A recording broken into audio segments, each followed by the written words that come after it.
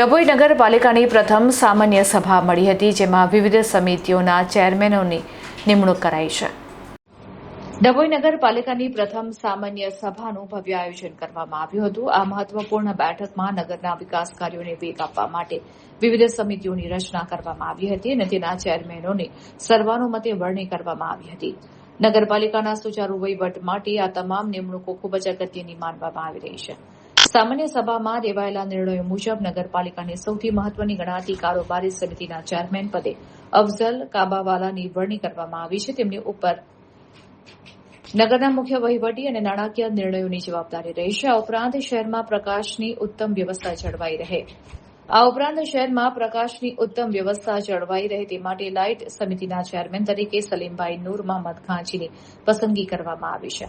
સરકારી ગ્રાન્ટ અને વિકાસલક્ષી ભંડોળના આયોજન માટે 14મા અને 15મા નાણાપંચના ચેરમેન પદે શીતલબેન પટેલની નિમણૂક કરવામાં આવી છે. જ્યારે નગરમાં પાણી પુરવઠાની લાઇનો અને વ્યવસ્થા મજબૂત કરવા માટે વારીગૃહ ચેરમેન પદે મંજૂર સલાટને જવાબદારી સોંપાઈ છે. આ સાથે જ સ્વચ્છતા અને ભૂગર્ભ ગટરની સુવિધા સુદૃઢ બનાવવાના હેતુથી ડ્રેનેજ સમિતિના ચેરમેન પદે ઇમરાનાબેન સલાટની વરણી કરવામાં આવી છે. નવનિયુક્ત તમામ ચેરમેનોને નગરજનો અને પદાધિકારીઓ દ્વારા શુભેચ્છાઓ પાઠવવામાં આવી હતી. તમામ સભ્યોએ ડભોઈ શહેરને સ્માર્ટ અને સુવિધાજનક બનાવવા માટે કટિબદ્ધતા વ્યક્ત કરી હતી. આજરોજ ડભોઈ નગરપાલિકાની ચેરમેનોની તેમજ કમિટીઓની નિમણૂક કરવામાં આવેલી છે. કોંગ્રેસ દ્વારા તમામ કહી શકાય કે સમાજને નેતૃત્વ પૂરું કરવામાં આવ્યું છે. વિવિધ કમિટીઓના ચેરમેનોને એમની કમિટીની અંદર પણ તમામ સમાજનો સમાવેશ કરવામાં આવેલો છે અને ખૂબ સારી એવી કમિટી બનાવવામાં આવેલી છે.